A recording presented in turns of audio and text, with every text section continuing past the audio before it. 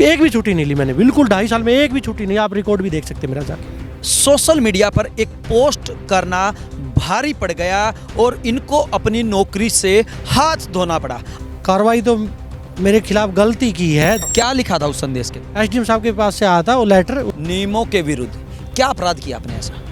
मुझे तो ऐसा नहीं लग रहा है कोई अपराध किया है। हमारी सरकारों को देखिए, हमारे नेताओं को देखिए, हमारे प्रशासनिक अधिकारियों को देखिए, कैसे युवाओं को अंधकार की ओर धकेला जाता है। हरियाणा के लोग गुलामी भरा जीवन जिए, ऐसे हमारे नेता सोचते हैं। मैं तो कह रहा हूँ आज नहीं तो आगे आपके साथ भी हो सकता है ऐसा, लेकिन अधिकार तो है, आज़ाद भारत है। आज़ाद भारत में अपने अपने विचार रखेंगे। मैं अपनी सच्चाई के लिए चाहे मेरे को हाई कोर्ट जाना पड़े मैं जाऊंगा, चाहे वो किसी भी चीज़। और मैं मुख्यमंत्री जी ये कहूँगा जी मेरे साथ बड़ा गलत हुआ है, आपके नेतृत्व में आप। लोकतंत्र में सभी को अपने विचारों की अभिव्यक्ति का अधिकार होता है और ऐसा हम देखते, सुनते और पढ़ते आए हैं। लेकिन हरियाणा में इसकी ज़मीनी हकीकत बिल्कुल इसके विपरीत है। जी हाँ, हम बात कर रहे हैं एक ऐसी घटना से पीड़ित एक उस शख्स की जो इसका शिकार बने हैं। आप हमारे साथ यहाँ पे देख सकते हैं पन्नालाल उर्फ सोनू हमारे साथ मौजूद है, जिनको सोशल मीडिया पर एक पोस्ट करना भारी पड़ गया और इनको अपनी नौकरी से हाथ धोना पड़ा। आइए इन्हीं की जुबानी जानने की कोशिश करते हैं कि आखिरकार किसके खिलाफ इन्होंने पोस्ट कर दी और क्या ये मामला था। पन्नालाल जी, सबसे पहले तो ये बताइए कि आप किस डिपार्टमेंट में काम करते हैं और क्या ये मामला था? मैं रिवेन्यू डिपार्टमेंट में चालक के पद पे था जी। हाँ, अभी फ़िलहाल मैं तहसीलदार साहब के साथ मेरी ड्यूटी थी और हांसी में मेरी ये सेवाएं दे रहा था। मैं हांसी में आउटसोर्सिंग पार्ट 2 से मैं लगा हुआ था। मेरे क्या क्या घटना घटी? कुछ मेरे को तो अचानक एक पता लगा कि एसडीएम साहब के यहाँ से मैसेज आया कल रख का कि आपने एसडीएम साहब बुलाने लग रहे हैं। मैं वहाँ गया तो उन्होंने बताया कि आपने डिप्टी सीएम के खिलाफ कुछ पोस्ट करी है और उसमें आपने वो मतलब गलत की हुई है, तो इसलिए आपके खिलाफ कार्रवाई बन रही है, आप अपना बयान दर्ज करवाएं। मैंने भी बताया माँ जी ऐसी तो कोई बात नहीं है और आप लिखित में दे दो मेरे को, लिखित में मैं बयान दे दूँ आपको। लिखित में उन्होंने मेरे को कुछ दिया नहीं। फिर मैं अपने बाहर आ गया और अपने काम पे लग गया, जो साहब के साथ में चला गया, कहीं मेरे को जाना भी था। तो 2 घंटे के बाद मेरे को फ़ोन आया ऑफिस से उसका कल रख का, तो बोले कि आपके खिलाफ कोई वो आई है, आप ये रिसीव करें। मैं ठीक है, मैं आगे देखता हूँ। तो अचानक मेरे को पता लगा। क्या आया? एसडीएम साहब की तरफ से आपके पास संदेश आया? हाँ। क्या लिखा था उस संदेश के अंदर? एसडीएम साहब के पास से आया था वो लेटर, उसमें अब आपको सेवाएं आपकी मतलब इनसे आपको मुक्त किया जाता है। आप के खिलाफ दोषी पाए गए हैं, आप डिप्टी सीएम के खिलाफ आपने पोस्ट डाली है, उसमें आप दोषी पाए गए हैं और उसी लिए आपको आपकी आज इससे बाहर मुक्त किया जाता है। मेरे को देखिए एक बार सभी दर्शकों को हम बता दें कि ये पन्नालाल चालक है और इनको ये लेटर रिसीव हुआ था, आदेश प्राप्त हुआ एसडीएम उपमंडल अधिकारी हांसी की तरफ से कि श्री पन्नालाल चालक आउटसोर्सिंग पॉलिसी पार्ट 1 कार्यालय तहसील हांसी के विरुद्ध दिनांक 11/12/2020 को अदो हस्ताक्षरी के पास एक मोबाइल नंबर से व्हाट्सएप संदेश प्राप्त हुआ है, जिसमें आपके द्वारा सोशल मीडिया पर माननीय उप मुख्यमंत्री हरियाणा सरकार के विरुद्ध पोस्ट डाली गई है, जो कि एक गंभीर अपराध तथा नियमों के विरुद्ध है, जिसकी प्रारंभिक जाँच उपरांत दोषी पाए जाने पर श्री पन्नालाल चालक को तुरंत प्रभाव से पदभार मुक्त किया जाता है। गंभीर अपराध, नियमों के विरुद्ध। क्या अपराध किया आपने ऐसा? मुझे तो ऐसा नहीं लग रहा है कोई अपराध किया है, लेकिन पोस्टें हैं, सोशल मीडिया पे पोस्टें डलती है। मैं यही सोचा कि हम आज़ाद भारत के आज़ाद नागरिक हैं। मैंने अपना महत्व समझा कि हम अपनी कुछ भावनाएं हैं जो वो सोशल मीडिया के उसे हम उसको जाहिर करें। तो कोई पोस्ट आई थी, एक तो 2018 की पोस्ट है जिसमें डिप्टी साहब सांसद होते थे पहले तो अपने हिसाब से। उस टाइम इन्होंने किसी को इंटरव्यू दिया था, उस मीडिया का इंटरव्यू लगा हुआ था कि चुन चुन कर बदला लेगी जब इनेलो सत्ता में आएगी। तो उसमें भी मैंने अपनी तरफ से एक ही बात लिखी थी, सांसद महोदय जी आप ये क्या कह रहे हैं, इससे ज़्यादा मैंने कुछ नहीं लिखा। हाँ, उसके बाद फिर अभी 2019 का जो चुनाव था उसमें भी कोई पोस्ट लगी हुई थी, उसको मैंने शेयर करने का काम किया है, उस पर भी मैंने कोई गलत टिप्पणी नहीं की। अभी 6 महीने पहले जो कोरोना महामारी का दौर था उसमें किसी आशीष राठी नाम के ने, जो इन्हीं का जेजेपी का ही वर्कर है, वो उन्होंने पोस्ट लगा रखी थी, बे बधाई हो, दुष्यंत जी की रिपोर्ट पॉजिटिव आई। मैंने उसमें अपनी तरफ से कुछ बयान लिख दिया कि बता रहा हूँ, उसमें लिखा मैंने, भाई आप इतनी मतलब इस बीमारी को इतने हल्के में ले रहे हो और इसकी खुशी जाहिर कर रहे हो कि आप खुशी हंस हंस के आप बता रहे हो लोगों को कि डिप्टी साहब की रिपोर्ट पॉजिटिव आई है, तो ऐसा मजाक मत बनाएं, आप इस तरह हंस हंस कर आप इसका प्रचार ना करें। मैंने ऐसा लिखा है। मेरे सामने यही 2-3 पोस्टें आई है जिसकी वजह पे मुझको बाहर मुक्त किया गया है। आज़ाद भारत में आज़ादी की बातें करना आपको भारी पड़ सकता है। कहीं न कहीं आज भी देश के लोग और विशेष तौर से हरियाणा के लोग गुलामी भरा जीवन जिए, ऐसे हमारे नेता सोचते हैं, ऐसा हमारा प्रशासन चाहता है। किसी को भी सोशल मीडिया पर अपने निजी विचार रखने का अधिकार नहीं है और ऐसा ही करना महंगा पड़ा इस पन्नालाल परिचालक को। हम आपको बता दें कि इस पन्नालाल परिचालक ने सिर्फ फेसबुक के ऊपर अपने निजी विचार डाले थे, किसी के खिलाफ कोई गलत कमेंट नहीं किया, कोई आपराधिक बात इन्होंने नहीं कही। सिर्फ इनका गुनाह इतना है कि इन्होंने निवेदन कर दिया कुछ नेताओं से कि आप इस बीमारी को इतने हल्के में न लें, ये बीमारी खुशी जाहिर करने की नहीं है। एक तरफ तो सुप्रीम कोर्ट कहता है कि किसी की पहचान अगर आपने बता दी तो उसके खिलाफ कार्रवाई की जाएगी, और दूसरी तरफ नेताजी का प्रचार किया जा रहा है। और वहीं जब सुप्रीम कोर्ट के आदेश की बात को एक आम नागरिक अपनी भाषा में उसको बोल रहा है तो वो गुनाह बन जाता है, अपराध बन जाता है। ये कैसा लोकतंत्र है? ये कैसी आज़ादी है? ये कैसी अभिव्यक्ति की आज़ादी है? ये कैसा हमारा प्रशासन है? ये कैसी हमारी सरकार है? और कैसे हमारे राजनेता आजकल होते जा रहे हैं? ज़रा सोचना चाहिए नेताओं को कि सरकारें आती जाती रहती हैं, प्रशासन आता जाता रहता है और समय बलवान होता है, समय बदलता रहता है। आपको नहीं लगता कि इस तरह की कार्रवाई कितनी जायज़ है? अब आपकी तरफ से क्या कदम उठाया जाएगा? देखो, कार्रवाई तो मेरे खिलाफ गलती की है, जब मेरे को मौका ही नहीं दिया, कोई नोटिस ही नहीं दिया मेरे को, ना कोई लिखित में दिया मेरे को, ना मेरा कोई जवाब मेरे से मांगा गया, तो मेरे को बड़ा दुख तो है इस चीज़ का। मेरे खिलाफ बहुत बड़ी साजिश रची गई है। अभी किसके द्वारा रची गई है ये तो समय आएगा, पता लगेगा, लेकिन गलत है और मैं कोर्ट का तो सहारा लूँगा।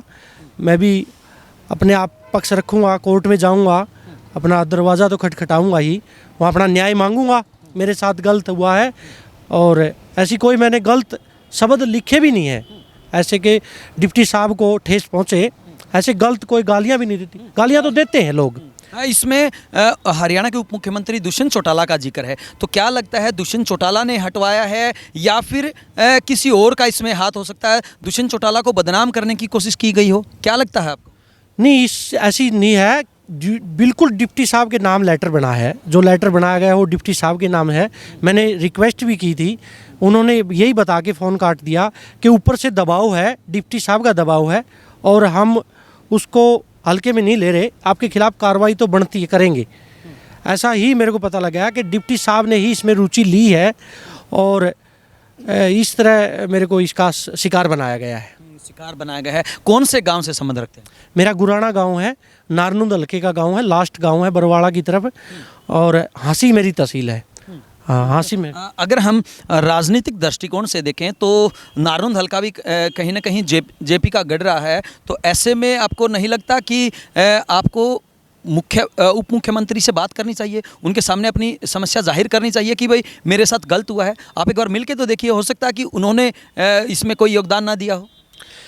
मैंने समय मांगा था अधिकारी से, मैं मिल लूँगा, अगर ऐसी कोई गलती मेरे से हुई मैं माफ़ी में मांग लूँगा, कोई बात नहीं। अगर उनसे मेरी पोस्ट से अगर उनको दिल पे ठेस पहुँची है, लेकिन मेरे को मौका ही नहीं दिया गया है, मेरे को वहाँ तक जाने का मौका ही नहीं दिया गया है, क्योंकि उन्होंने एट ए टाइम ही मेरे को जब पता लगा उसके तुरंत 2 घंटे बाद मेरे को ये लेटर थमा दिया गया। मेरे को फिर क्या जाने का फ़ायदा भी नहीं रहा। किसी से मैंने बात भी की, वो कह रहे अब तो मौका ही नहीं है, राजनीति के पास जाने का मतलब अब कोई उचित नहीं है, अब तो कोर्ट ही आपका फैसला करेगी, कोर्ट में ही आपको जाना पड़ेगा। वैसे आप अगर मौका मिलता है तो जाएंगे दुष्यंत चौटाला के पास आप? बिल्कुल, अगर है तो उनके हाथ में मैं बिल्कुल जाऊंगा, ऐसी कोई बात नहीं।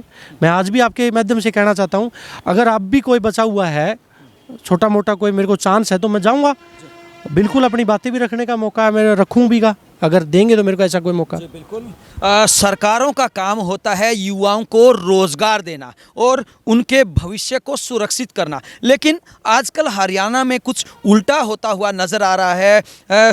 अगर कोई अपनी आवाज़ बुलंद करना चाहता है और अगर कोई अभिव्यक्ति की आज़ादी चाहता है तो उसको दबाया जाता है, उसके भविष्य के ऊपर कहीं ना कहीं अंधकार के बादल मंडरा दिए जाते हैं, उसके अधिकारों को छीनने की सरेआम कोशिश की जाती है और मोहरा बनाया जाता है प्रशासनिक अधिकारियों का। हालांकि जिस प्रकार से पन्नालाल ने अभी बताया है कि अगर हरियाणा के उप मुख्यमंत्री दुष्यंत सिंह चौटाला से उनकी समस्या का समाधान होता है तो वो जाएंगे, लेकिन इससे पहले इनको मौका ही नहीं दिया गया कि वो अपनी बात वहाँ प्रशासनिक अधिकारियों के माध्यम से या नेताओं के माध्यम से बात रख सकें। पन्नालाल जी, बहुत सारे युवा अभी आपको देख रहे हैं और उनके लिए क्या संदेश देना चाहेंगे आप कि भाई क्या युवा जो है अब उनको अधिकार नहीं है अपनी बात रखने का?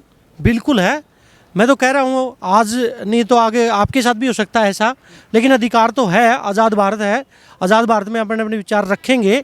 कोई ये तो है नहीं कि हम नहीं बोलेंगे तो फिर तो तानाशाही होती जाएगी, हम फिर दोबारा गुलाम हो जाएंगे। बोलने का अधिकार है, लेकिन संयम, किसी को गाली ना दें। मैं तो यही कहूँगा, जैसे उचाना के अंदर भी गालियाँ देते हैं, मैंने बड़ा दुख होता है, डिप्टी साहब को भी देते हैं, प्रधानमंत्री को भी देते हैं। उचाना हल्का तो सिर्फ दुष्यंत जी का है, और भी बहुत हल्के हैं पूरे हरियाणा या भारत में, हर किसी को गाली देते हैं। गाली ना दें, मैं तो यही कहूँगा, लेकिन अपने विचार संयम और बढ़िया तरीके से रखें, और अपना बात कहना हर किसी को ज़रूरी है और कहनी भी चाहिए। अगर आपकी ड्यूटी की बात करें तो क्या ड्यूटी में आप कोताही बरतते थे?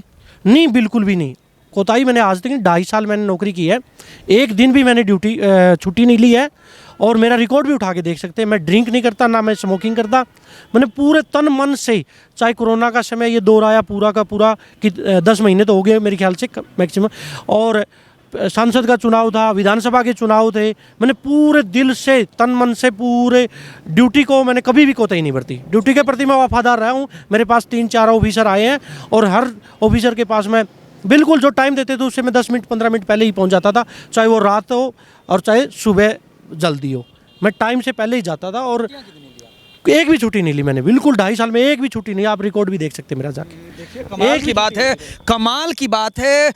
दिन रात एक करके जिस शख्स ने, जिस युवा ने हरियाणा को ही नहीं बल्कि भारत को बुलंद करने की ठान रखी हो, जिसने 2.5 साल के दौरान अपनी सेवा में, अपनी ड्यूटी में एक दिन भी छुट्टी नहीं मारी हो, दिन देखा ना रात देखी, ना गर्मी देखी, ना कड़कड़ाती ठंड देखी, उसके बावजूद भी अपनी ड्यूटी बखूबी इन्होंने निभाई है, और कहीं ना कहीं युवाओं के लिए एक प्रेरणा का स्रोत भी बने हैं कि आखिरकार नौकरी कैसे करनी चाहिए। लेकिन ज़रा हमारी सरकारों को देखिए, हमारे नेताओं को देखिए, हमारे प्रशासनिक अधिकारियों को देखिए, कैसे युवाओं को अंधकार की ओर धकेला जाता है। कहीं ना कहीं जो अपराध बढ़ते हैं वो अपराध अपने आप नहीं बढ़ते, बल्कि उस अपराध को बढ़ाने के लिए मजबूर किया जाता है, और ऐसा ही यहाँ पर भी देखने को मिल रहा। हालांकि ये समझदार युवा हैं, किसी भी हाल में ऐसा कोई गलत कदम नहीं उठाएंगे, बल्कि ये तो खुद देशवासियों से अपील करते हुए, प्रदेशवासियों से अपील करते हुए नजर आ रहे हैं कि कोई भी अपना संयम न खोए और साथ में अपनी मान मर्यादा और दूसरों की इज्जत का ख्याल रखते हुए आगे बढ़ें। चलते चलते पन्नालाल जी, क्या संदेश और क्या रिक्वेस्ट आप लोगों से करना चाहेंगे जो आपको अभी देख रहे हैं? संदेश तो यही दूंगा कि अपनी आवाज़ को बुलंद करें और सच्चाई ही स्वीकार करें और सच्चाई ही लिखें, चाहे वो राजनेता के खिलाफ हो या राजनेता के हक में हो, जो दिखे वही लिखें। हो सकता है एक मेरे को अभी सुनने में भी आया, आज सुबह सुबह पता लगा है कोई डिस्ट्रिक्ट लेवल पे बनाया हुआ है, जेजेपी का कोई प्रधान है डिस्ट्रिक्ट पे, क्या किस चीज़ का प्रधान है ये तो ध्यान नहीं है, कह रहे हैं उसने आपकी कोई कानाफूसी की है डिप्टी सीएम के पास, उसी ने ही आपकी ये खिलाफ कार्रवाई करवाई है, ये सुनने में आ रहा है। वो अब पता नहीं, देखें कौन है। आपका महकमा भी डिप्टी सीएम के साथ पास आता रिवेन्यू डिपार्टमेंट डिप्टी सीएम के पास ही है, ये बिल्कुल सही है। रिवेन्यू डिपार्टमेंट डिप्टी साहब के पास है और डिप्टी सीएम ही इसको फॉलो कर रहे हैं, ऐसी कोई बात नहीं। और ये की लड़ाई जारी रहेगी अपने अधिकारों के। देखो, मैं अपनी सच्चाई के लिए चाहे मेरे को हाई कोर्ट जाना पड़े मैं जाऊंगा, और बिल्कुल निष्पक्ष होकर, मैं यही सोचता हूं, मेरे को न्यायालय से अच्छी उम्मीद भी है, मैं वहां से साफ स्वच्छ होकर ही निकलूं और मेरे पक्ष में ही मेरा ये फैसला आए और मेरी जीत हो। नहीं तो जाते जाते क्या मनोहर लाल खट्टर से भी आपको ये उम्मीद रखते हैं? बिल्कुल जी बिल्कुल, मैं माननीय मुख्यमंत्री जी से भी अपील करता हूं, मैं बड़ा हर उस सच्चाई का प्रतीक रहा हूं। आप मेरी सोशल मीडिया पे भी देख सकते हैं, चाहे वो नरेंद्र मोदी जी ने चलाई हो, चाहे मुख्यमंत्री जी ने चलाई हो, किसी ने भी चलाई हो, मैं उसको बड़ा प्यार से और उसको प्रचार करता हूँ, बड़े उसके सहयोग भी करता हूँ, भैया अच्छा हो, चाहे वो किसी भी चीज़। और मैं मुख्यमंत्री जी ये कहूँगा जी, मेरे साथ बड़ा गलत हुआ है, आपके नेतृत्व में आप आज सीएम हैं, हरियाणा के मुख्यमंत्री हैं, आप इसमें संज्ञान लें और मेरे जो खिलाफ ये कार्रवाई की है इस पे आप बड़ी ठोस कार्रवाई करें और मुझे दोबारा नौकरी दिलाने का भी आप प्रयत्न करें। आप ये थे पन्नालाल, जो कि रिवेन्यू डिपार्टमेंट में परिचालक का काम करते थे, और इनका सिर्फ इतना गुनाह था कि इन्होंने एक सोशल मीडिया पर पोस्ट डाली जो कि हरियाणा के उप मुख्यमंत्री दुष्यंत चौटाला से संबंधित थी। लेकिन ये उसी हलके से संबंध रखते हैं जिस हलके ने उप मुख्यमंत्री को सिर आंखों पर बिठाया और एक बहुत बड़े मार्जिन से उनको जीत दिलाई थी। लेकिन अब यही युवक, उसी हलके का युवक, उसी कहीं ना कहीं हम राजनीति कह सकते हैं, उस राजनीति का शिकार हुआ है। हालांकि इसके पीछे किसकी मंशा रही है, किसने इस घटना को अंजाम दिया है, ये तो जांच के बाद ही पता चलेगा। लेकिन अब कहीं ना कहीं सरकार के नेताओं में, या ये कहें कि राजनेताओं में, या ये कहें कि जो मुख्यमंत्री हैं या उप मुख्यमंत्री हैं, उनको नैतिकता के नाते आगे आना चाहिए और ऐसे युवाओं की जो अपने अधिकारों के लिए हमेशा तत्पर रहते हैं, अपनी नौकरी को बखूबी करते आए हैं, उनके लिए एक मिसाल कायम करते हुए उनकी नौकरी बचाने का काम करे। बिंदास हरियाणा भी ये मांग करता है, ये निवेदन करता है कि ऐसे युवाओं को नौकरी छीनने की बजाय उनका हौसला बढ़ाना चाहिए जो समाज में अच्छाई का प्रतीक होते हैं। अब देखना ये होगा कि क्या इस युवा की नौकरी बहाल होती है, या फिर आगे भी आने वाले समय में युवा ऐसे ही कहीं ना कहीं जो अपराध है, या ये कहें कि ऐसे ही राजनीति का शिकार होते रहेंगे। वीडियो जर्नलिस्ट अमित कुमार के साथ अजय लोहान, बिंदास हरियाणा।